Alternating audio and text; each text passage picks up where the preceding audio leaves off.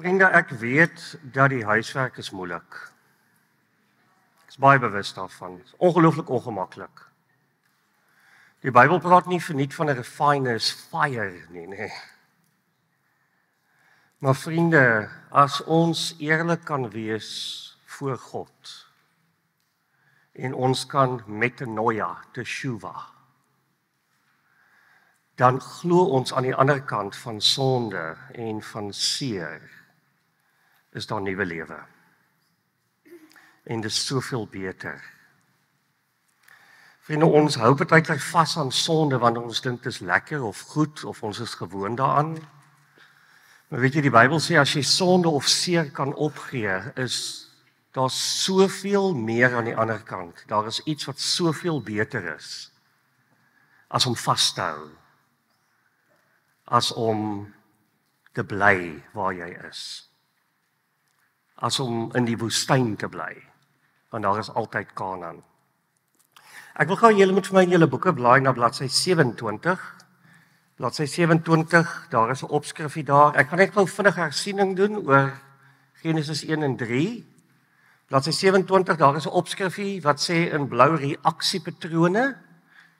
Ek wil net gou dat ons daartoe gaan en dan gaan ons weer vorentoe in die hoofstuk. Bladsy 27 sê die volgende. Adam se gedrag na die sondeval. Wat het met Adam en Eva gebeur? Die eerste ding is skaamte, beskaming. Hulle is beskaam. Hulle het eerste keer ontdek dat hulle kaal is. God het seksualiteit mooi en pragtig geskep. Ewe skielik is daar 'n aanval op hulle seksualiteit. En hulle raak skaam. Die tweede is hulle wil hulle self bedek. Hulle wil wegkruip. Hulle wil weghardloop. Hulle kruip letterlik weg agter 'n bos vir God. Die derde is hulle besef ewe skielik dat hulle skuldig is en hulle weet nie wat om daarmee te maak nie. Wat maak ek daarmee? Die derde ding is hulle kruip weg. Hulle hardloop weg. Die vierde ding is hulle blameer. Hulle soek verskoning, hulle regverdig hulle self. Adam sê dis Eva, Eva sê dis die slang. Adam sê dis God. Blameer. Teenoor verantwoordelikheid neem. Dit is natuurlik baie makliker om te blameer, nê, as wat dit is om verantwoordelikheid te neem. Hulle soek verskonings, so uiteindelik doen hulle drie goed. Hulle veg, hulle vlug en hulle vou. Dis die drie goed en ons gaan nou 'n bietjie daaroor gesels. So as julle gou weer vir my wil terugblaai na bladsy 22 toe. So ons gaan nou praat oor die val, die sondeval. Nou julle in die volgende sessie, van die volgende sessie af gaan ons praat oor restaurasie. OK, so die Christus maak 'n bietjie so. Want die Bybel sê dat die woord van God is soos 'n spieël en as jy nou ooit in 'n spieël gekyk het, 'n spieël is ongelukkig nie Photoshop nie, nê? So 'n spieël maak jou nie mooier as wat jy is nie. Maar ons moet in die spieël kyk om ons sonde te sien en ons seerkry te sien. Nee. Ons sê altyd if you can name it, you can tame it. If you can name it, you can tame it.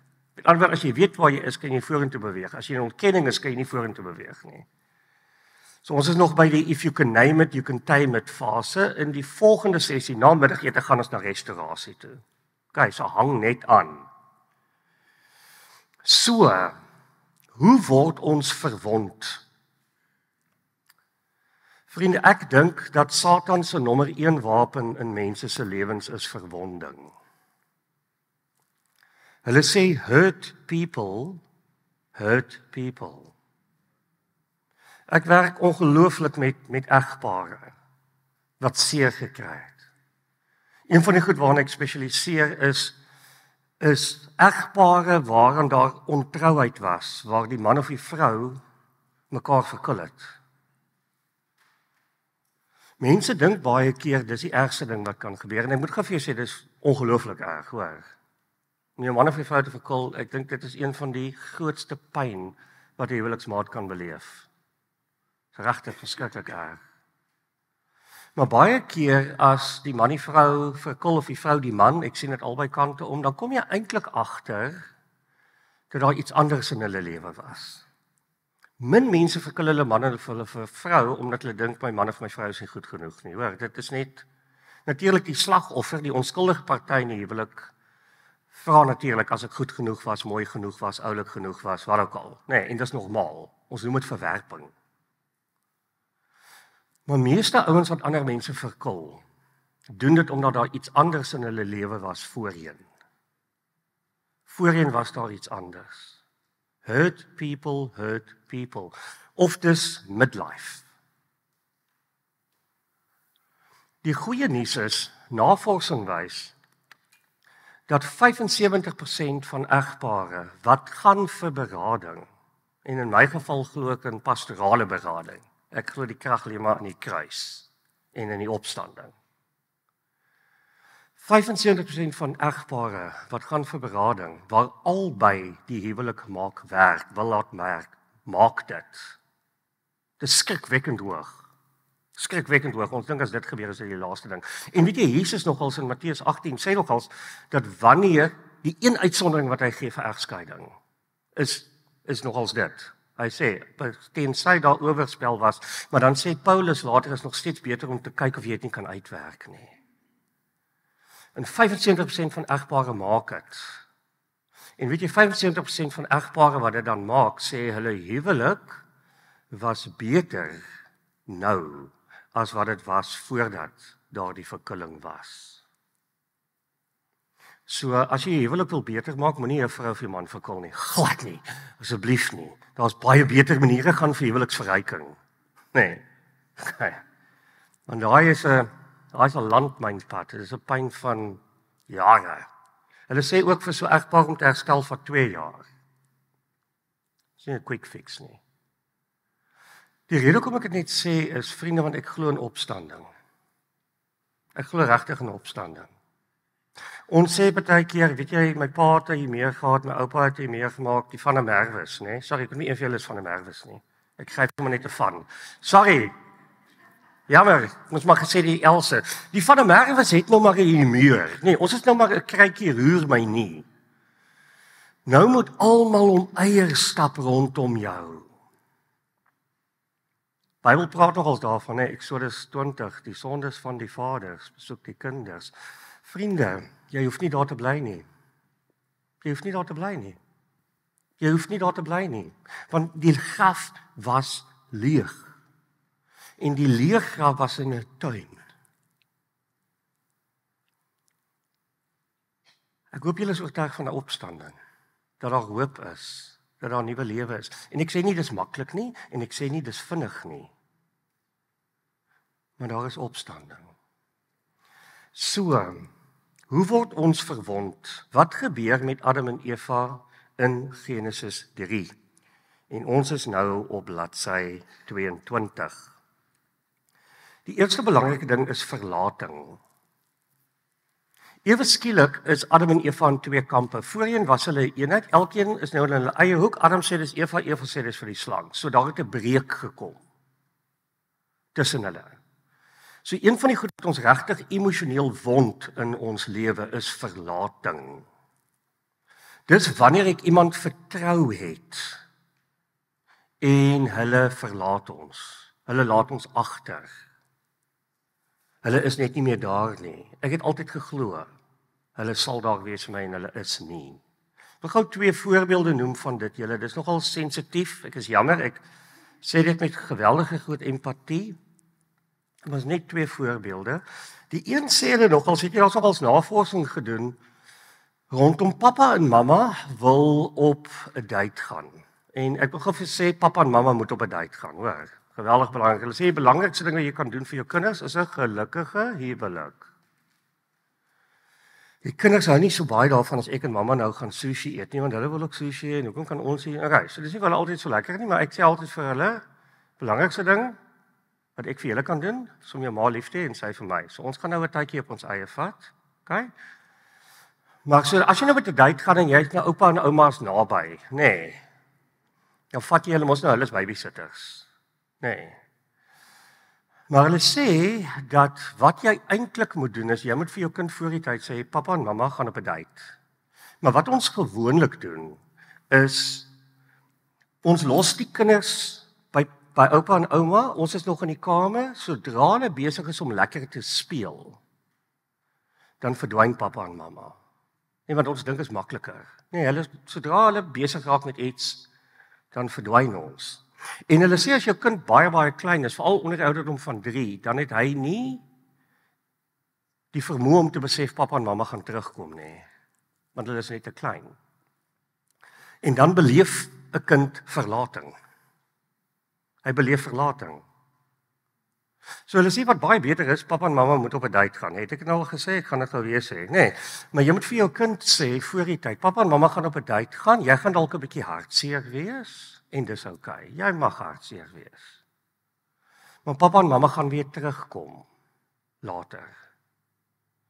Julle gaan dalk al slaap, so ons sien julle môreoggend. Maar pappa en mamma gaan terugkom en dan môreoggend as jou kinders wakker word, dan sê jy sien, pappa en mamma is weer hier. Dan vermy jy die verlating. Maak dit sin? Kyk, so dis 'n fantastiese pappa en mamma, daar's niks fout met hulle nie, hulle gaan net op 'n date. Maar sulke momente van verlating. Nee, dit is wanneer navorsing gedoen oor dit. As jy vir jou kind sê vanmiddag 4:00 as pappa by die huis kom, gaan pappa saam met jou cricket speel op die gras. Pappa gaan saam met jou cricket speel. Weet jy wat doen daai kind? Daai kind verlang heeldag na pappa het gesê hy gaan 4:00 vanmiddag op die gras saam met my cricket speel. Nou is daar 'n krisis, 'n gelegitieme krisis. Pappa moet werk toe gaan. Nee, pappa speel nie cricket met Boetie op die gras nie. Want pappa weet dat die lewe gebeur en hy wou graag maar die lewe gebeur. En dan begin daai kind glo, jy kan nie eintlik vir pappa vertrou nie. En weet jy, navorsing het gewys dat dit wat jy van jou ouers beleef, nee, op die ouderdom van 3, skep jou indruk van wie God is die res van jou lewe. Daar's 'n koneksie tussen dit. Dit kom van James Dobson se goed af, Focus on the Family with James Dobson. Hulle het navorsing gedoen oor dit. Ouderdom van 3. Het jy geweet dat hulle sê dat as 'n dogtertjie 6 is, bepaal haar pappa haar huweliksgeluk met 65%. Kom ek sê nou geweet, as 'n dogtertjie 6 is, dan bepaal haar pappa haar toekomstige huweliksgeluk met 65%, gelukkig nie 100% nie. Kyk, daar's genade. Maar as pappa vir sy dogtertjie sê, jy's goed genoeg, jy's mooi genoeg, jy's oulik genoeg, jy's 'n prinses, jy's kosbaar, dan is die kanse dat sy gaan sukkel met bulimie, of enige ouetjie gaan val, baie minder, want haar pappa het gesê. So julle verlating is 'n geweldige groot ding. Ek werk nou met families in egskeiding, dis nou deel van my bediening. Ek moet vir julle sê, weet jy, Piet het altyd 'n ding gesê, "Jesus Piet, ek gaan jou die hele naweek aanhaal, hoor." Maar dit het nogals by my vasgesteek. Piet sê altyd, "Your misery will become your ministry." Ek is die Here diep dankbaar dat die tragedie van my egskeiding, wat terrible is, hoor, ek weet nie, kan ek wil net vinnig iets sê, sorry, is heeltemal off topic. Dis makliker om jou huwelik te red as jy 'n kans het as wat dit is om te skei. Sorry, dis nou 'n blanket uitspraak. Ek weet dis, kyk, Jesus sê daar's wel plekke waar huwelike kan breek, maar ek sê vir jou, makliker om 'n huwelik te red as wat dit is om te skei. Ek weet dat huwelike breek stikkend, onherstelbaar, maar as daar 'n kans is. Maar uit dit kon ek toe nou 'n M-graad gaan doen. En hoe werk egskeidingsherstel? En hoe werk saamgestelde families? As jy nou 'n tweede keer trou, en dis waar ek nou is. Jy tweede keer getrou, jou kinders, my kinders. Hoe sit jy daai pakkie bymekaar? En ek kan nou vir ander ouens minister. My misery will become your ministry. So vriende, die slegte goed wat met jou gebeur, want ek het nou statistiek vir jou gegee, nee, dat jou pa bepaal jou beeld van God die res van jou lewe, maar hier is die goeie ding, nee, jy het 'n Vader in die hemel. Jou eintlike pappa, ons gaan daarby kom. En jou eintlike pappa kan vir jou teruggee wat jou aardse pappa nie vir jou kon gee of wou gee of gegee het nie. So jy is nie gedoem nie. So wat geweldig belangrik is dat iets soos verlating kan geweldig baie skade maak aan jou verhouding met jouself, jou verhouding met God en jou verhouding met ander mense. We gaan net nog 'n voorbeeld noem, julle, en dit is een van die mees sensitiewe voorbeelde. En ek is jammer dat ek dit noem, maar ek wil dit graag doen want daar kan van julle in die kamer wees wat dit beleef het.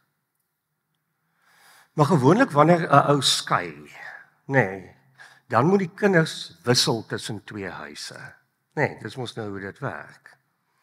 En dan gewoonlik moet 'n kind meer permanent by die een ouer bly en dan elke tweede naweek na die ander kind toe gaan. En daai kinders, kom ons sê nou pappa trek uit en die kinders bly by mamma.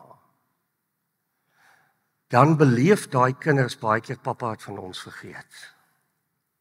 Pappa het van ons vergeet. Pappa het gesê, want wanneer ons nou skei, dan sê ons vir die kinders, onthou pappa en mamma is lief vir jou. Pappa en mamma, bly jou pappa en mamma? Ons skei dalk, maar ons bly lief vir julle albei en dis waar en ons bedoel dit.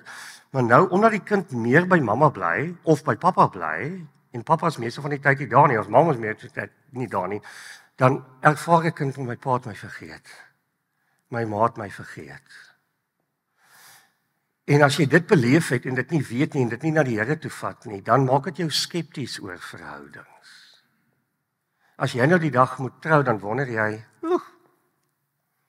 my ma se huwelik het nou nie gewerk nie.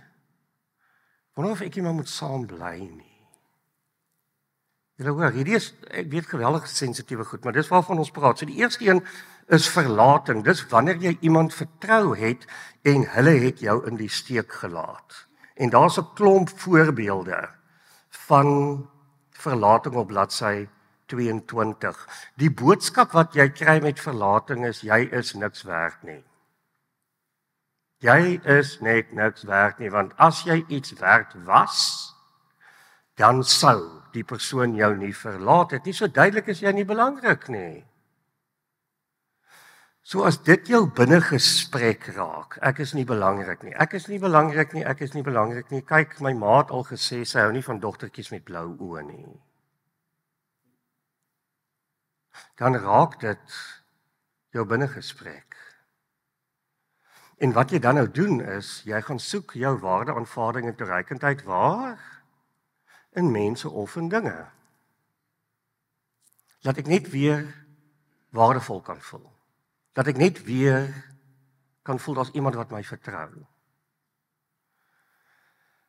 Terwyl dit eintlik iets is wat God moet herstel. En ons gaan net nou praat oor hoe dit werk. Hoe werk dit? So dis verlating. Die tweede een is beskaming. Dit is op die volgende bladsy, bladsy 23.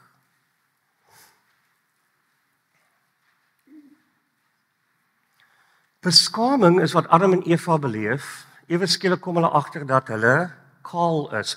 Vriende, wat nogals interessant is, ek gaan net gou 'n kantaantekening maak, maar ek dink in ons tyd is dit nogals geweldig belangrik.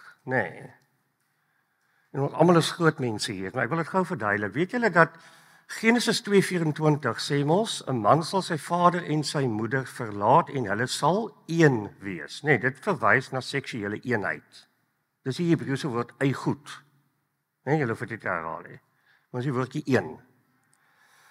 Deuteronomium 6 vers 4, wat die Triniteit beskryf. Die Jode dink dat Deuteronomium 6 vers 4 is die belangrikste vers in die hele Bybel. Dis al 'n geloofsbelijdenis. As jy nou ooit 'n ortodokse Jood gesien het, hulle het mos so dingetjie op hulle voorkop, en daar's 'n teks uit daai dingetjie op hulle voorkop en dis Deuteronomium 6 vers 4.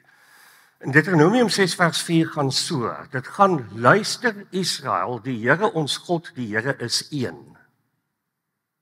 En daai woord een, in Deuteronomium 6 vers 4 beteken twee goed, hy is die enigste Here, is geen ander God behalwe hy nie, en dan een beteken drie, maar tog een. So hier is die interessante ding. Dieselfde woord in die Bybel wat seksuele intimiteit beskryf tussen 'n man en 'n vrou, is dieselfde woord wat Triniteit beskryf. Dieselfde woord. Dieselfde woord wat seksuele intimiteit tussen 'n man en 'n vrou in 'n huwelik beskryf, is dieselfde woord wat Triniteit beskryf. En as jy dit nou verstaan en jy lees reg deur die Bybel, dan maak dit nogals vir jou sin.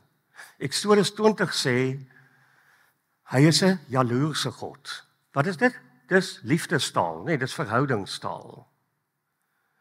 Hosea moes met die prostituut Gomer trou, want hy moes vir die volk wys dat afgoderry is soos prostitusie. En dan sê God, ek sal weer in die woestyn gaan en haar die hof maak. Jesus is die bruidegom, die kerk is die bruid.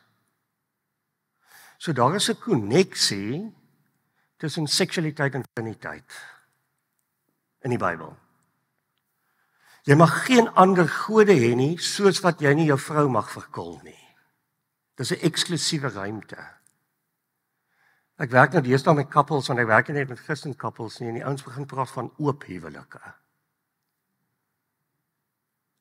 Daar's nie 'n oop huwelik as jy wil gelukkig wees nie.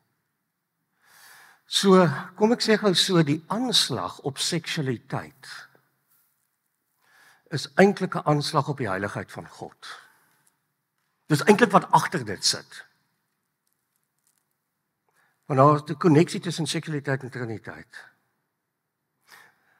Paulus sê op 'n stadium dat jy kan nie by 'n prostituut slaap nie, want weet jy nie dat jy die liggaam van Christus verenig met 'n prostituut nie, sien jy? Koneksie tussen heiligheid en seksualiteit. So dis geweldig belangrik om dit te weet. So die rede hoekom Adam en Eva beskaam word op seksualiteit is want daar is 'n koneksie tussen heiligheid en seksualiteit. 2 maar tog 1, hulle sal mekaar aankleef, 3 wat 1 is.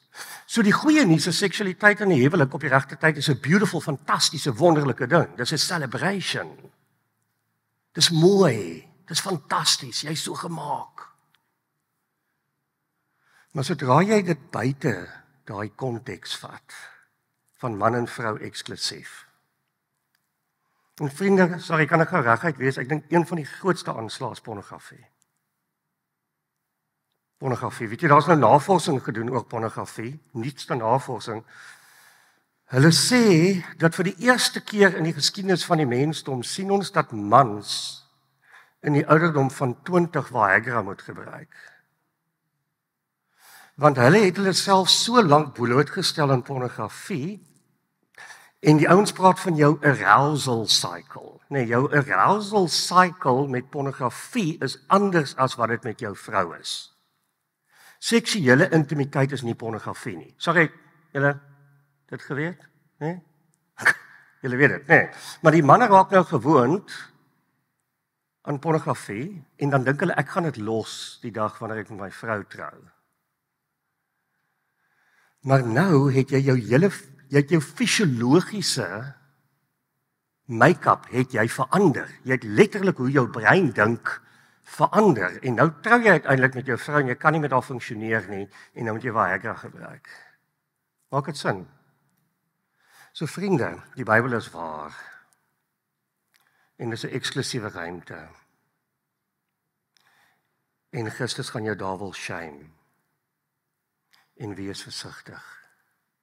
Want dit is eintlik 'n aanslag op die heiligheid van God. Het julle al agtergekom dat baie van ons vloekwoorde, nee, die Bybel sê ons moet nie vloek nie en ons moet nie vuil taal gebruik nie. Hy sê eintlik albei. Vloek is om God se naam onuitlik te gebruik.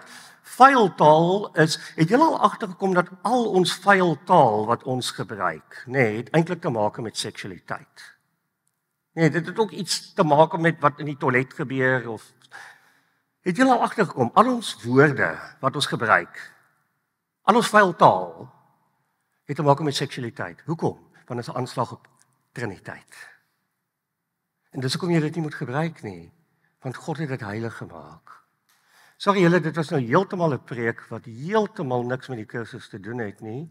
Dit het wel 'n bietjie met die kursus te doen oor hoekom is hulle beskaam op die vlak van seksualiteit. Maak dit sin? So dis verlating, beskaming, yes, is eintlik om te glo daar is iets fout met my. Beskaming is die belewenis dat iemand vir my lag. Dat iemand vir my lag. Ek is nie goed genoeg nie. Dis wanneer iets gebeur in die klaskamer en jy's op skool en mense lag vir jou.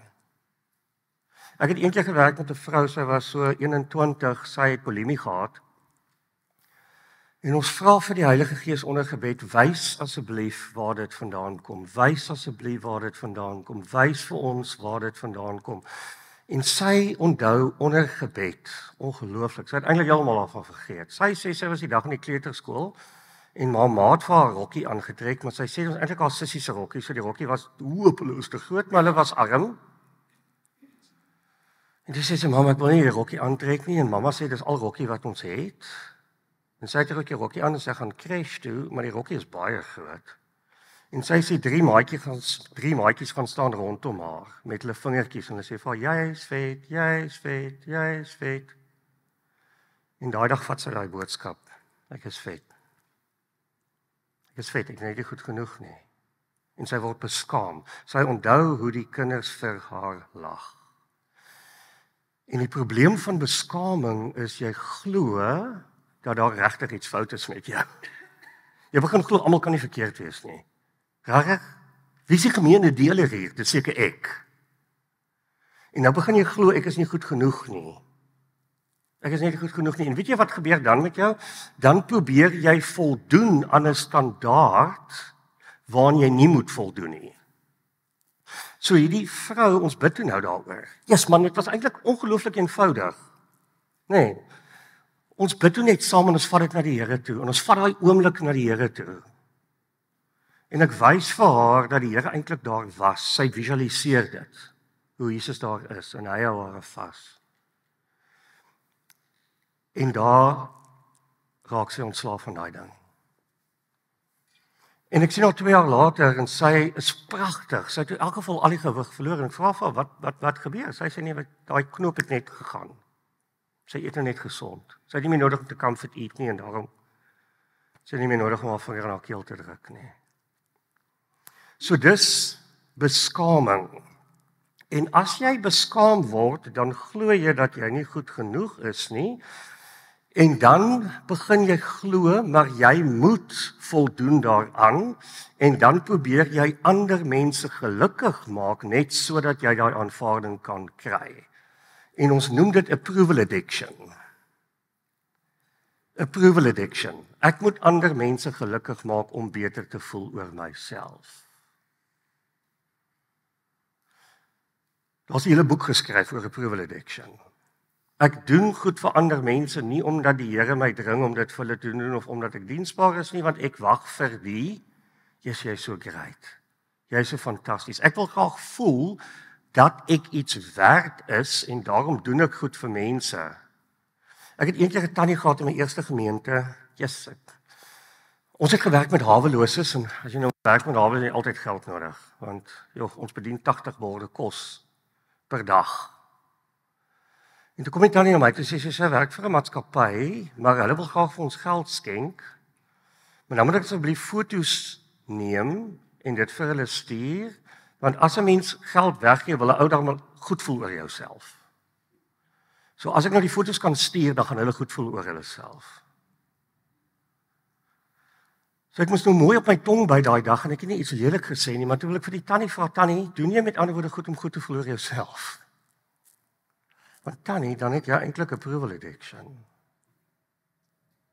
Jy moet goed kan weggee, omdat die Here vir jou alles gegee het. Die linkerhand hoef nie te weet wat die regterhand doen nie. Ek verstaan dat die maatskappy dalk wil die actual kos sien wat ons vir die actual haweloses gegee het en daarom is 'n foto nodig. I get it.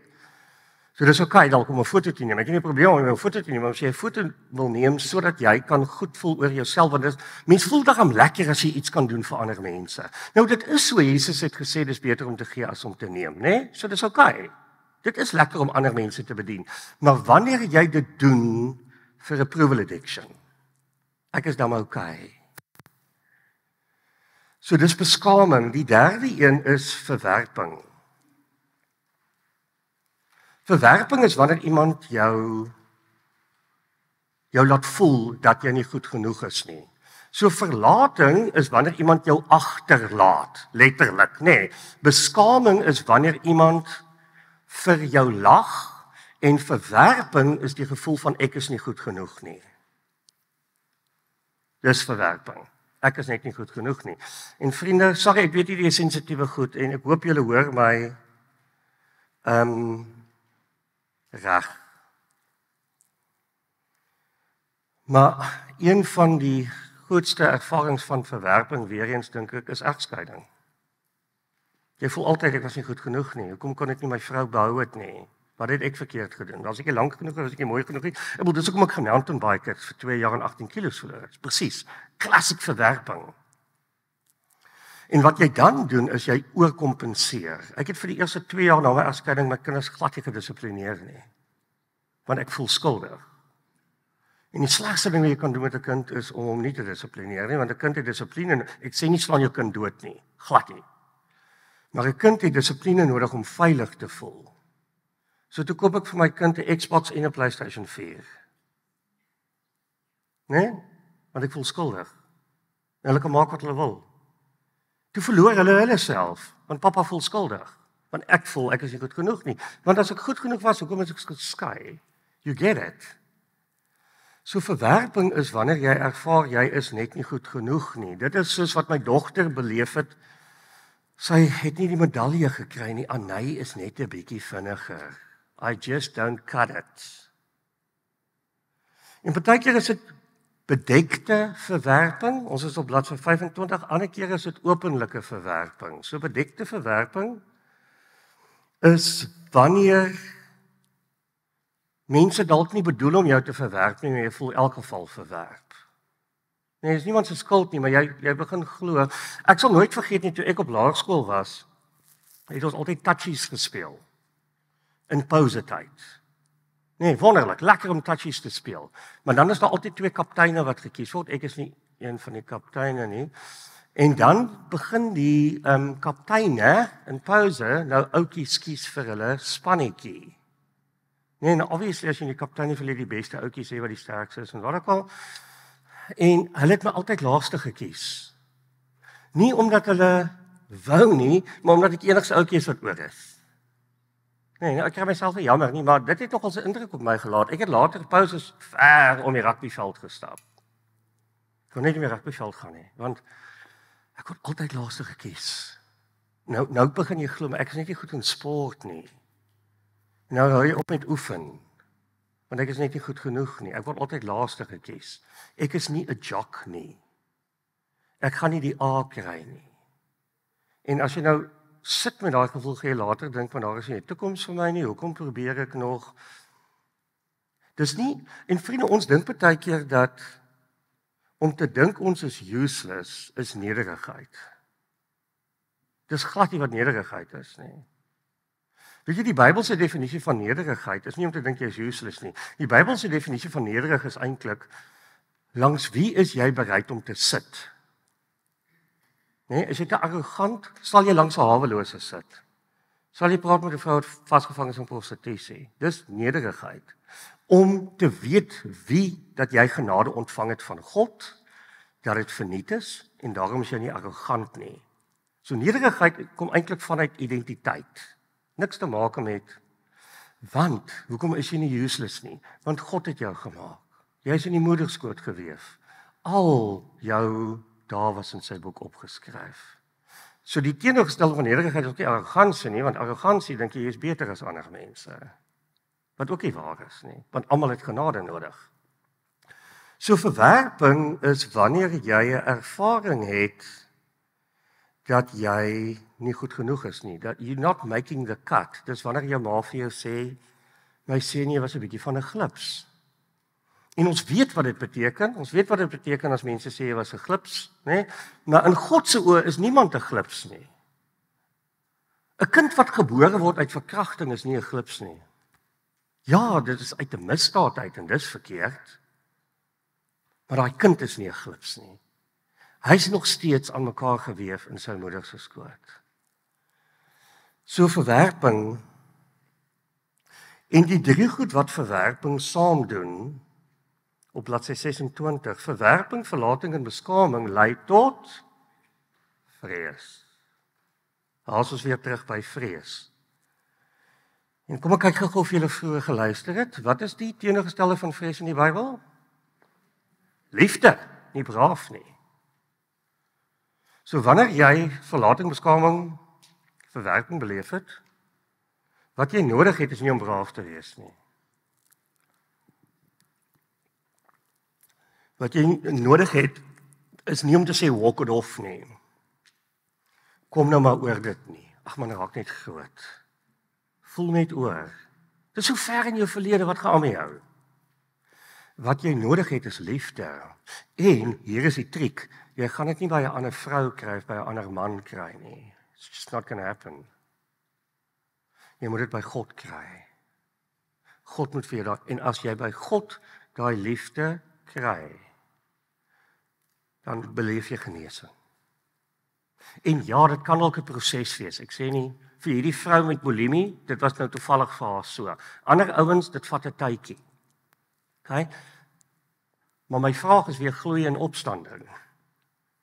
It's not the cross implied, it is the cross applied. It's not the resurrection implied, it is applied. Met ander woorde, dit is die toepassing van die krag van die opstanding in jou lewe vandag. Dit help nie net jy glo in die opstanding nie. Jy moet vra, wat is die werking van die opstandingskrag in my lewe hier? Dis die vraag. En dan moet jy dit kies, en dan moet jy dit toelaat, en dan moet jy vertrou, en partykeer help dit julle om langs iemand te gaan sit. Kan ek net gou dit sê? En ek weet dat Logos het 'n ongelooflike passie vir berading. So as jy sukkel met dit, weet jy, Jakobus 5 sê, dat as ons sondes bely teenoor iemand, en hulle bid vir ons, dan sal daar genesing kom. Jakobus 5. So partykeer het jy nodig om by iemand te gaan sit wat veilig is, nee, iemand wat dit nie op Facebook gaan post nie. Okay? Ek het 2 accountability partners, 'n verantwoordelikheidsvernoot. Ek het 2, dis goeie vriende van my, goeie Christene. Ek het 2 mentors ook, maar dis omdat ek verskriklik baie aandag werk nodig het. Nee, okay, so ek sê nie jy moet 2 van elk kry nie. Maar ek sien my geestelike vriend of my accountability partner, sien ons mekaar so 1 keer 'n maand en dan begin ons met die vraag, wat is die sonde in jou lewe waarvan jy my nie wil vertel nie? Ek haat dit. Terrible. Ek ry na hierdie ou toe. Dit kan terrible wees, maar dit is so goed. Dit is so goed, want weet jy, die ou is aan my kant. Hy ken my, hy glo in my. Ek hoef hom nie te oortuig nie. En ons gooi nou nie 'n pity party oor ons sonde nie, nee. Maar jy kan ons nou dit ook doen. En dan bid ons saam. Dit is kragtig, dit is Jakobus 5. So miskien kan dit vir jou werk as jy geraak word hierdie naweek. Om net vir Marius te bel. Te sê, luister man, ek wil graag net, en dis partykeer nogal sinvol as 'n vrou by 'n vrou gaan sit en 'n man by 'n man, maar as dit 'n dominee of 'n pastoor is, waar ek ook 'n vrou by 'n man ook sit, maar net al by iemand te gaan sit. Te sê, weet jy, ek besef hierdie naweek dat dit met my gebeur en dit het 'n siklus by my geraak en ek sukkel om uit te kom en ek is vasgevang en ek het 'n ongelooflike humeur of ek hou mense op 'n afstand want dit het met my gebeur. Wil jy nie net saam met my bid nie, man? Kan ons dit na die Here toe neem?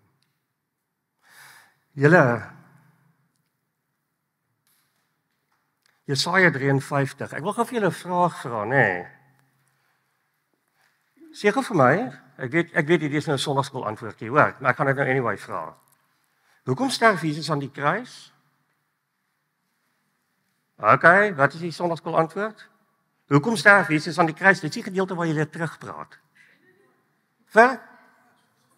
Vir ons sondes. Dit is 100% korrek. Jesus sterf vir ons sondes aan die kruis. Hierdie is ongelooflik belangrik, want as jy jou sondes bely, 1 Johannes 1 vers 9, as jy jou sondes bely, hy is getrou en regverdig. Hy reinig jou van alle sondes en alle ongeregtighede. Dis crucial. Hy sterf vir jou sonde. Ons het dit net nou verduidelik. Dis hoekom ons nie moslems is nie.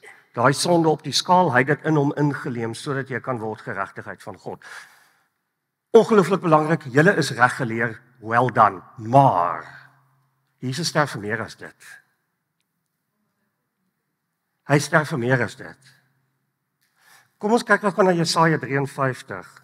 Ek wil gou julle moet gou blaai in julle Bybels na Jesaja 53. Dis moet werk om dit te lees. Terwyl ons daarna toe blaai, wil ek gou vir julle sê net die konteks van Jesaja 53, miskien weet julle dit, maar hierdie word een van die messiaanse profesieë. Met ander woorde, hierdie is 'n teks wat gaan oor hoekom sterf Jesus aan die kruis. Dis 'n Ou Testamentiese teks. Dis geskryf 700 jaar voordat Jesus aarde toe gekom het. Wat nogals interessant is, nê, die ouens wat in Israel sendingwerk doen met Jode, hulle gebruik hierdie teks. Die Jode noem dit die forbidden chapter. Die Jode probeer om nie hierdie hoofstuk te lees nie. Gaan Google 'n bietjie op YouTube the forbidden chapter. Nee, it's absolutely amazing. Dan sien jy Christene, nê, want hierdie is mos nou Ou Testament, so die Jode glo in dit. Dan stap hulle in Israel, nê. Dan vra hulle vir die Jode, kom ons lees gou hierdie hoofstuk, hierdie Jesaja 53, net die eerste paar verse. Soos wie klink dit vir julle? Vra hulle vir 'n Jood. Weet jy wat sê die Jode? Klink soos Jesus. Dis hoekom dit die forbidden chapter genoem word. Ongelooflik kragtadig. So Jesus sterf vir sonde. Kom ons lees dit gou. Wie sal ons glo as ons hiervan vertel? Wie sal die mag van die Here hierin raak sien? Want die dienaar was soos 'n loot wat voor die Here uitspruit, soos 'n plant wat wortel skiet in droë grond. Let gou op, hy het nie skoonheid of pragt gehad dat ons na hom sou kyk nie. Nie die voorkoms dat ons van hom sou hou nie. Hy was verag en deur die mense verstoot. Verstoot beteken wat? Verwerp. 'n man van lyding wat pyn geken het. Iemand vir wie die mense die gesig wegdraai. Hy was verag en ons het hom nie gereken nie. So hy is ook nie gekies vir touchies nie. OK. Tog het hy ons lyding, né? Let op, nie net ons sonde nie. Ook ons sonde, natuurlik, dis crucial. Op hom geneem, ons siektes het hy gedra, maar ons het hom beskou as een wat gestraf word, wat deur God geslaan en gepynig word. Oor ons oortredings is hy deurboor, oor ons sondes is hy verbrysel. Die straf wat vir ons vrede moes bring was op hom. Deur sy wonde het daar vir ons genesing gekom. Let net gou op daai woordjie het. Kyk. So hoekom sterf Jesus aan die kruis? Vir ons sonde. Dis crucial, julle is reg geleer, dis die belangrike een. Maar die tweede een is Jesus sterf ook vir sonde, vir siekte. Nee. So dis hoekom as iemand kanker kry, kan jy bid vir genesing. Jy kan bid dat iemand genees van kanker. Absolutely, want Jesus sterf vir siekte. OK. Nou gee jy onmiddellik vir my sê, "Jesus Johan, ek kan nou nie. Nee, dit nie. Net nog genees jy al nie." Weet julle, ek wil gou vir julle 'n storie vertel net oor dit. Toe ek nou uit die kweekskool uitkom, kyk, nou weet jy mos nou alles, nee. Maar ek weet nou, ons was nou by Tygerberg gewees en ons was in die terminale saal, kankersaal en so. En ek gaan een keer Tygerberg toe en ek gaan 'n lidmaat besoek. Nou as jy 'n dominee is, jy het bitterwind tyd, jy besoek net jou lidmaat, jy's in en uit. Nee, jy's op die klok. Man, en ek gaan in by Tygerberg en ek bid vir die tannie wat my lidmaat is en so. Wonderlike gesprek, maar daar's 'n tannie aan die ander kant van daai selfde saal. Sy vra vir my, kan dominee asseblief vir my bid nie? OK, kan ek vir tannie bid? Toe maak ek die fout. Toe vra ek vir haar, tannie, waarvoor kan ek vir jou bid? Toe sê die tannie, ek het kanker, kan jy bid vir genesing? Eers dit mors toe met my teologie hoor. Gewoonlik as mense kanker het ek altyd gebid dat die Here maar hulle sal sag wegneem en die familie sal troos. Want hoekom is ek bang vir bid vir genesing? Want net nou gebeur dit nie. Hoekom wil ek nie bid vir genesing nie? Want dan moet ek dit verduidelik. Asof ek dit moet verduidelik. Wie dink ek is ek? Seriously? So nou wil ek nie bid vir genesing nie, want net gebeur dit nie, dan moet ek dit verduidelik. Julle hoor, 'n stuk selfsug, 'n stuk onsekerheid in die middel van 'n dominee se lewe. Maar nou is ek in 'n hoek. Ek kan nie nou vir die tannie sê, ja, sorry dominee, ek bid nou nie eintlik. Kyk, tannie is hier. Ek bid vir die tannie vir genesing. Bid dat die Here, ek sê dat Jesus het vir 'n verlamde man gesê, neem jou bed op en loop. En dis dieselfde God wat ons dien. Ek sien haar tannie nooit weer nie. Sy bel 2 maande later bel haar tannie. Sy sê, "Jesus Dominee Johan, ek het so gesukkel om jou in die hande te kry. Ek het tot die ou in Bloemfontein gebel." Ek vra, "Jammer tannie, ek is nie daai ou nie."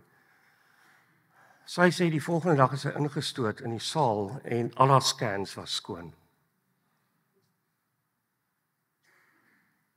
Weet jy nee, ek moes daai dag voor die Here kniel, vir hom sê, ek is jammer God dat ek jou onderskat het. Ek is jammer dat my teologie jou vasgevang het. Ek is jammer dat my ongeloof my ongehoorsaam gemaak het. Nou intussen het ek al vir ander mense ook gebid wat kanker het, en weet jy wat, hulle het gesterf.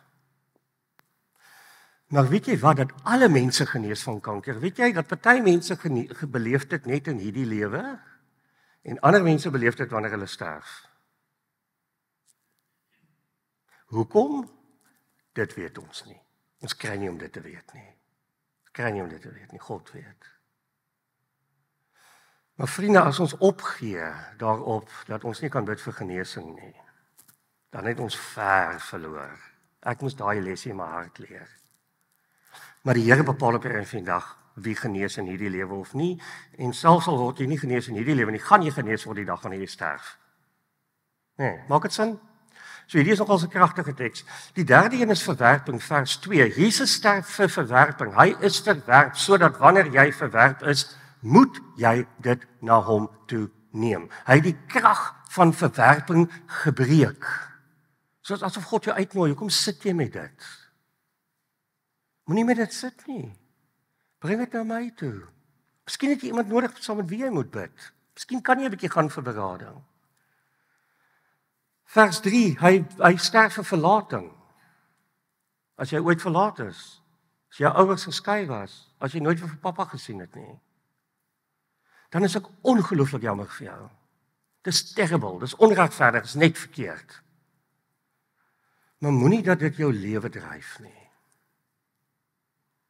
En ek sê dit sag, maar daar is 'n opstanding. Interessante een, ongeregtighede, vers 5. Hy sterf vir ongeregtighede. Ongeregtighede het 2 betekenisse in die Bybel. Die een, ongeregtigheid, is natuurlik wat jy doen wat onregverdig is, maar die tweede, onregverdigheid wat jy kry in die Bybel, is onregverdige goed wat met jou gebeur. Die Engelse woord is iniquities. Hy sterf ook vir onregverdige goed wat met jou gebeur. Daai kollega of jou vernoot wat die geld van die besigheid gesteel het en weggehardloop het met al die geld, daai ou wat jou kar gestamp het en hy het nie versekering gehad nie, daai ou, hy sterf daarvoor. En as jy iets beleef het wat onregverdig is, when bad things happen to good people, kan jy dit, kan ek dit hartig sê, moet jy dit na die Here toe vat. Want as jy dit nie doen nie, kan dit 'n stuk bitterheid raak in jou. En ons almal beleef dit. Kom ek gaan net, al my voorbeelde is so verskriklik swaar, so ek gaan nou 'n ligter enetjie gee. Nee, net om 'n bietjie die moed te lig. Maar het jy al ooit op straat vir 'n hawelose stukkie brood gekoop? Nee. Hulle baie keer, en ek love haweloses. Nee, wil ek werk met hulle. Maar baie keer dan vra hulle vir jou, kan ek 'n geldjie kry? Dan sê jy nee, ek gaan nie 'n geldjie gee nie, ek gaan vir jou 'n broodjie koop. Nou stap jy saam met hulle kafee toe en dan koop jy vir 'n broodjie wat jy dink nogals lekker is, wat jy self sou eet, maar jy doen dit mos nou vir Jesus. Nee, wat beautiful is. Kyk, dan gee jy die broodjie vir die hawelose, dan as jy omdraai kom jy agter hulle gooi dit in die drom. Jy het dit al beleef? En wat sê jy dan? Ek gaan nooit weer haweloos help nie. Ek gaan nie weer so gevang word nie. Dis ongeregtighede. En as jy dit toelaat, gaan dit in jou hart sit. En jy gaan hard raak. En jy gaan verby haweloses kyk. Want hierdie een ou, weet jy, my vrou het eendag vir my gesê, want daar's 'n hawelose daar by my gemeente, hier is die ou is ongeskik. Verskriklik. Maar weet jy, hy is gebore op straat, hoor. So jy kan nie imagine. Weet jy hoe is dit om op straat te bly? So 1 keer 'n jaar vat ek my tieners en slaap ons op straat. Daar in winter. In woeste. Verskriklik. Maar jy's daai tieners dink anders oor haweloosheid die res van hulle lewe. So hierdie ou is regtig ongeskik. Is regtig lelik.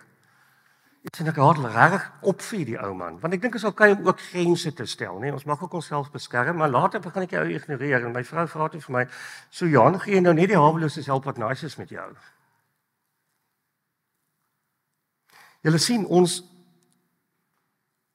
die gevaar is jy maak jou hart toe en jy bou 'n muur, want iemand het iets aan my gedoen en dan sê jy goed soos trust no one. Alle mans is varke. Nee, julle praat nie so nie, dis mense wat ongelowiges is, nee. Goed, kyk gou na vers 5, ek love hierdie vers, check net gou op die taal, maar deur sy wonde, gaan daar vir jou genesing kom. Wat staan daar? Dis die gedeelte waar julle terugpraat. Deur sy wonde, let op die het. So Christus het reeds aan die kruis gesterf. Hy het reeds die oorwinning behaal. As jy wedergebore is die gees van Christus wat oorwin het aan die kruis binne in jou. So die krag om hierdie goed te oorwin is reeds binne in jou. Dis nie jou krag nie, dis die krag van die Heilige Gees. Efesiërs 1 vers 18 sê, mag julle sien dat dieselfde krag wat Jesus Christus uit die dood uit opgewek het, is die krag wat in die werk is in jou lewe, en hy het dit reeds gedoen. It's been done.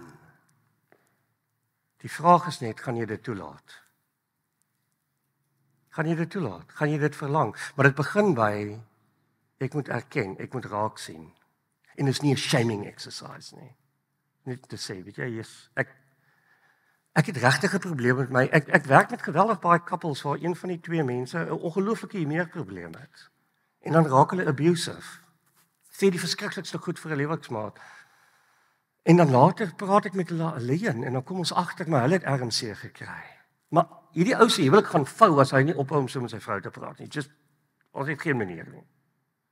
Maar dan kom ons agter. Kom eintlik van hier af. Sy pa het ook so met hom gepraat. OK.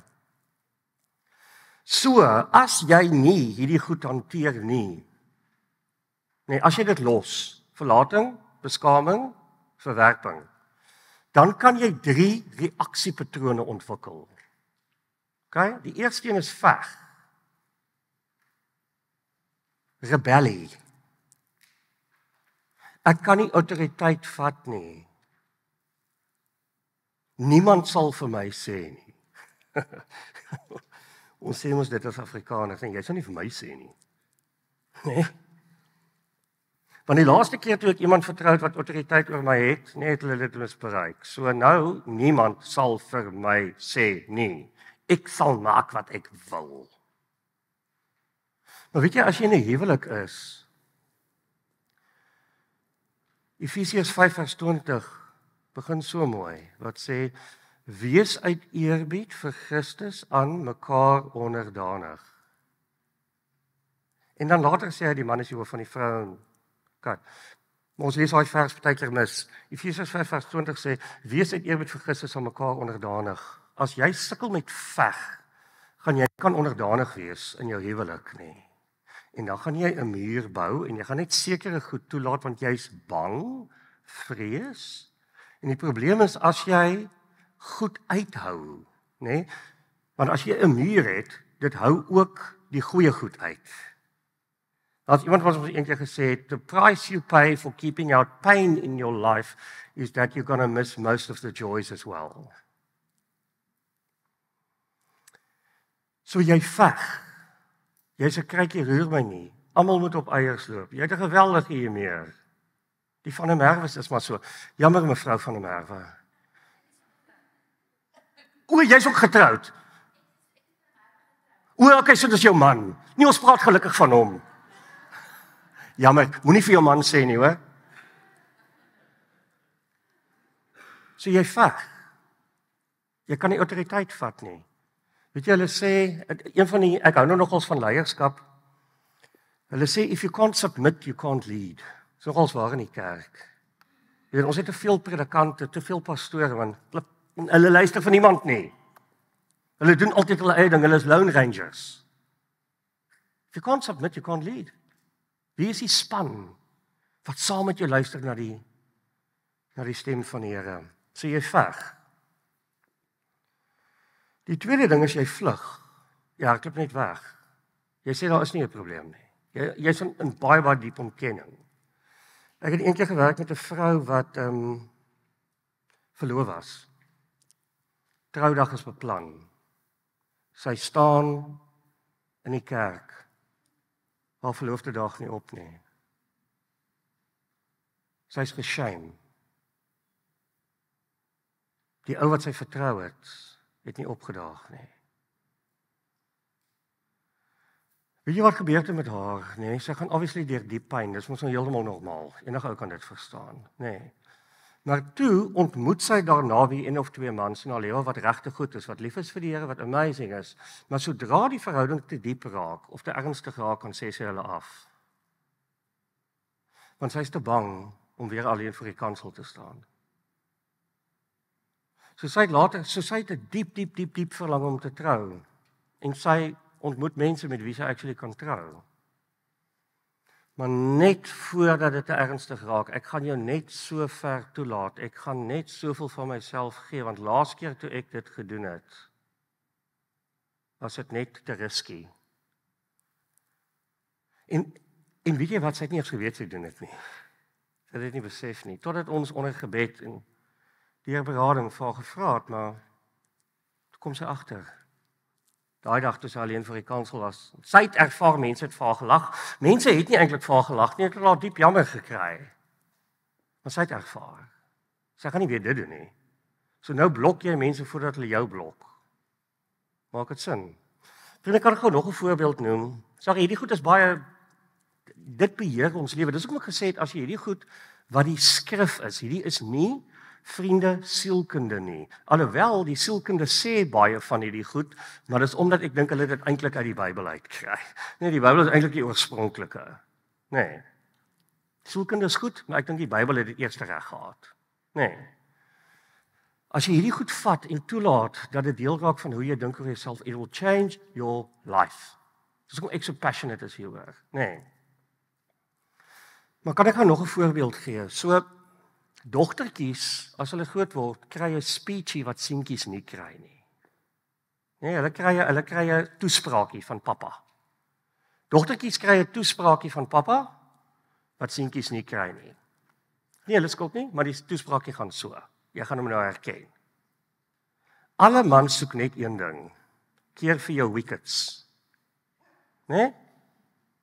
Alle mans soek net een ding, my dogter, keer vir jou wickets. Nou weet julle, interessant, nê, in die Bybelse tyd, as jy 'n meisie wou date, of met 'n meisie uitgaan, kon jy nie net vir haar vra vir 'n date nie, jy moes deur die pa gaan. Nee, so jy moes na die pa toe gaan, en dan sal die pa vir jou vra, om die waarheid te sê, jy kan ook nie alleen na haar pa toe gaan nie, jy moet saam met jou pa na daai pa toe gaan. Jy moet vir jou pa sê, ek hou van daai meisie, ek wil graag, jy weet, met haar trou. En dan moet jou pa goedkeuring gee. Okay, en dan as jou pa goedkeuring gee, dan moet jy en jou pa saam gaan na die meisie se pa toe. En dan gaan die meisie se pa vra, "What is your intentions with my daughter?" En dan as die pa oortuig is. En dan het hulle ook nie geweldig baie lank gedate nie. Jy het nie eintlik dating gehad in die Bybel nie, jy het dan net verloof geraak. Nee, en dan het jy getrou. So wat interessant is dat in die Bybelse tyd die pappas, nee, was die beskermheer van hulle dogter se maagdelikheid. Die pappas het beskerm hulle dogter se maagdelikheid, want 'n seentjie kan nie direk by 'n meisie kuier nie, maar jy moet deur die pappa gaan. Maar ons het dit nou laat val, nee, so jy kan nou 'n meisie vra vir 'n movie. Okay. So nou kry meisies hierdie toespraakies, alle mans is wolwe, alle mans is wolwe, alle mans is wolwe. Nee, seentjies kry dit nie. Ek het nog nooit die speechie gehad van keer vir jou wickets nie. Net meisies kry dit. En ek verstaan dit. Okay, nou op 24 trou jy die man wat God vir jou gee. Die man wat nie die wolf is nie. Die man wat die Here vir jou gegee het. Die man wat jy maar mag lief hê. En weet jy hoe moeilik is dit vir 'n vrou om dan 'n 180 grade draai te maak? Vir 24 jaar hoor jy almal is wolwe en ewe skielik is hierdie man nie die wolf nie. Maar jy het dit al 24 jaar gehoor. Dis 'n ongelooflike challenge dink ek vir vrouens daai moment, want alle mans is wolwe, keer vir jou weekends. Ek dink manne net om veilig te wees, ek wil dit net nou sê, ek dink seentjies se grootste uitdaging is om hulle oogies toe te hou. Dis nou maar wat ek vir my seentjies leer. 'n Man se challenge is om jou oogies toe te hou, want ons wil maar kyk en ons moenie, want dis gif. Okay. So vriende, as ons nie hierdie goed na die Here toe neem nie, dan vlug ons of ons veg. Die derde een is natuurlik vou. Ek gee net moed op. Ek gaan net nie weer probeer nie. Want dit is net nie moeite werd nie. Laas toe ek probeer het, toe het ek nie geslaag nie. So nou vou ek net elke keer. So dis vlug of vou. En vriende, jy gaan mag hierdie kursus jou help om meer genade te hê met die ouens rondom jou. Want ek beloof jou, jy gaan na dit, gaan jy 'n vriendin sien met so 'n reaksiepatroon. En mag jy dan doen wat 2 Korintiërs 5 sê en nie met menslike oë na haar kyk nie en haar nie judge nie. Nie vir haar wat's fout met jou nie of dis jou eie skuld. Jy kan al lank 'n man gehad het. Vra vir die Here om vir jou te wys en dan as jy die geleentheid het en jy het genoeg vertroue in haar lewe, begelei haar. Sê vir haar, weet jy, daar's 'n beter weg. Daar is 'n hemelse Pappa. Hy kan vir jou teruggee. Ja, dis 'n proses. So veg, vlug of vou. En dit beïnvloed jou verhoudings. Dit is geweldig belangrik. Met jouself. Daar is fout met my. Ek is nie goed genoeg nie. Ek gaan dit nooit maak nie. Met ander mense. Ek vertrou jou nie. Trust no one. Ons het so een keer 'n sendeling by ons gehad. Hy werk in Bangkok onder die boeddhiste. Boeddhisme glo in karma. Nee, en jy's verantwoordelik vir jou karma. Ons dink altyd karma is so cute. Karma is glad nie cute nie. Karma is geweldig hard. Die rede hoekom ek nice is met jou is want ek wil goeie karma hê. So wanneer ek nice is met jou, is dit nie omdat ek wil nice is met jou nie, is ek wil goeie karma hê. So is eintlik geweldig selfsugtig. So kinders in boeddhisme word grootgemaak met die idee dat jy is verantwoordelik vir jou eie karma, want hulle het nie 'n verlosser nie. Net die Dalai Lama is op rekord dat hy gesê het, Jesus gaan jou nie red nie, jy moet dit maar self doen. Hy is op rekord, hy het dit gesê. So wanneer boeddhistiese kinders klein is, dan hou hulle ouers op om hulle te druk op die ouderdom van 5. Na 5 kry jy nooit weer 'n drukkie by jou ma of jou pa nie. Want jy moet nie 'n softie wees nie. Jy is verantwoordelik vir jou eie karma. Nee? Hulle sê dat party pappas verkil hulle kinders, doen iets, jok vir hulle en maak dan seker dat die kind vind uit. Sodat die kind kan leer om niemand te vertrou nie, want jy is verantwoordelik vir jou eie karma. Nie ongelooflik hard nie. So moet niemand vertrou nie. En dan, jy sukkel met jou verhouding met God. Ek het net vir julle gesê dat die beeld wat 'n 3-jarige seentjie het van sy pappa, of sy beloftes hou, het te maak met of ek God kan vertrou die res van my lewe. So, jy sukkel met jou verhouding met God. God gee nie om nie. Waar was God toe? Jy al daai vraag gevra? Julle, ek gaan nog so 2 sinne sê, ek beloof, en dan gaan julle huiswerk doen tot 1 uur toe. Nee. Het julle ooit 'n storie gelees, julle het, van Lazarus?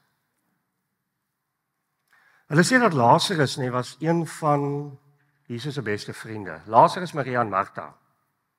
Hulle sê Betanië. Hulle sê as Jesus wou vakansie hou, seriously? Ek hou nogal daarvan dat Jesus vakansie gehou het. Ek wil ook vakansie hou. Hou nogal daarvan. Maar hulle sê dat as Jesus vakansie gehou, dan het hy Betanië toe gegaan. By Lazarus, Martha en Maria. Dit was sy safe space. Beste vriende. En dan sterf Lazarus. En Maria en Martha het vrymoedigheid om Jesus te laat kom. Julle ken die storie. Hulle roep hom, hulle sê nogals, u vriend vir wie u lief is siek. U moet kom. En dan sê die teks, Jesus wag 2 dae voordat hy gaan. Unbelievable. Moes jy al ooit wag op die Here? Het jy al probeer uitfigure? Is dit omdat die Here vergeet het van jou? Omdat hy nie lief is vir jou nie? Jy is nie spesiaal genoeg nie, jy was te lank laas in die kerk. Jy gee nie jou volle tiende nie. As jy net jou volle tiende gee. So, hulle wag vir 2 dae. Dan sterf Lazarus, dan sy in die graf. Dan kom hy daar aan. Die eerste een wat na hom toe kom is Martha. Wat sê sy vir hom? Here, as u hier was, sou my broer nie gesterf het nie. Nogals amazing, nee? Ek wil, sy het nogals, kan ek met respek gesê, sy het nogals guts om so met Jesus te praat. Nee. Maar okay, hulle het mekaar goed geken, hulle was lief vir mekaar. Sy het die vrymoedigheid obviously gehad, hulle was beste vriende, maar sy sê vir hom, as u hier was, sou my broer nie gesterf het nie. En raai wat gebeur nie? Jesus vat dit. Hy haal haar nie uit nie. Hy sê nie vir haar, jy is so disrespekvol nie. Hy sê nie van nou gaan jy hel toe nie. Hy sê net vir haar, ek is die opstanding en die lewe. Wie in my glo, sal lewe, al het hy ook gesterwe. Hy sê vir daar's 'n ander realiteit. Ek weet jy moes wag. Ek weet dit is sleg. Ek weet jy verstaan nie. Ek weet jy het gedink ek het jou in die steek gelaat. Maar kom ek sê net gou vir jou, ek is die weg, die waarheid en die lewe. En as jy nie sien nie, sien ek. En dan kom hy by Martha. Martha word geroep, sy is in die huis, sy kom uit. Martha is Maria se suster. Martha gebruik presies dieselfde sin met Jesus. Nogals 'n bietjie suspicious, nee, jy wonder het hulle dalk voor die tyd 'n bietjie geskinder oor Jesus, nee. Gebruik dieselfde sin, reg, miskien 'n bietjie gevra, waar was Jesus? Want sy sê toe vir hom presies, as u hier was, sou my broer nie gesterf het nie. Selfde sin. Raai wat is Jesus se reaksie? Die eerste keer, nee, wys hy dat hy God is, want hy sê, ek is die opstanding en die lewe, wie in my glo sal lewe, al het hy ook gesterwe. So met Maria wys hy, ek is God, ek is in charge. Nee, jy gaan opstaan, hierdie is nie die einde nie. Met Martha, toe sy vir hom sê, as jy hier was, sal my broer nie gesterf het. Raai wat gebeur met Jesus? Hy wys sy menslikheid. Want Jesus was ten volle God en ten volle mens, en hy begin huil. Kortste vers in die Bybel, Jesus het geween. Engels nog korter, he wept. En hy word geraak, hy word beweeg. Jesus word beweeg deur jou pyn, het jy dit geweet? Hy word beweeg met wat met jou gebeur het. Bette Midler het so 'n lied gesing in die 80s, ek gee nou 'n bietjie my ouderdom weg, 'n beautiful lied, dit is net glad nie waar nie. Nog steeds 'n mooi lied, net glad nie waar nie. Sy het gesing From a Distance. God is watching you from a distance. Glad nie waar nie. God kyk nie na jou vanaf 'n afstand nie. Hy is hier, hy is langs jou. Hy huil saam met jou. En Jesus het geweet, hy gaan oomblikke later Lazarus opwek, maar hy huil nog steeds. Dit is asof hy vir haar sê, dis nie hoe ek die wêreld beplan het nie. Ek sien jou pyn. Ek sien jy kry swaar. Dit beweeg my. Ek wil Jesus sê, dis my beste vriend wat gesterf het. Dit is vir hom ook sleg. Jy al ooit gewonder of God omgee? Lees die storie van Lazarus. En weet jy wat dan Jesus dan? Wat nogals amazing is van daai storie, is nadat Jesus Lazarus opwek, as jy 'n bietjie verder lees in daai teks, dis Johannes 11, nadat Jesus Lazarus opwek, besluit die Fariseërs vir die eerste keer, hulle gaan Jesus arresteer en hulle gaan hom doodmaak. Hulle het voor die tyd nie baie gelike van hom nie, maar na die opwekking van Lazarus, besluit hulle gaan hom arresteer en doodmaak, en Jesus het dit geweet. So Jesus het geweet, as hy vir Lazarus nou opwek uit die dood uit, nee, gaan hy gearresteer, gemartel word, en hy gaan sterf. En weet jy wat doen Jesus dan? Hy wek anyway vir Lazarus op. dit nie beautiful nie? So vriende, ek wil graag vir jou aanmoedig. Cassie, Gary sê altyd, so kan jy om deur die woestyn te gaan, moet net nie 'n erf daar koop nie. Dis okay om deur pyn te gaan, moet net nie 'n erf daar koop nie. Moet net nie daar bly nie, moet net nie vashou aan dit nie, moet net nie dat dit jou identiteit raak nie. So hier is julle huiswerk. Dieselfde reëling as laas, vriende. Die krag sit nie in wat ek sê nie. Sê in elk geval in die Heilige Gees, maar die krag sit nou in die huiswerk. So. Hier is julle huiswerk, bladsy 53, bladsy 54 en bladsy 54 tot 56. Ek het vir julle gesê van ons sessie namiddag af praat ons oor restaurasie. OK. So kyk nog vir my na bladsy 53.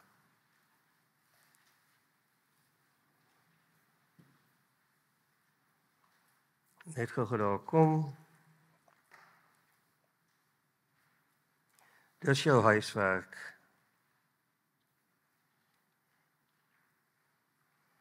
Beskaming.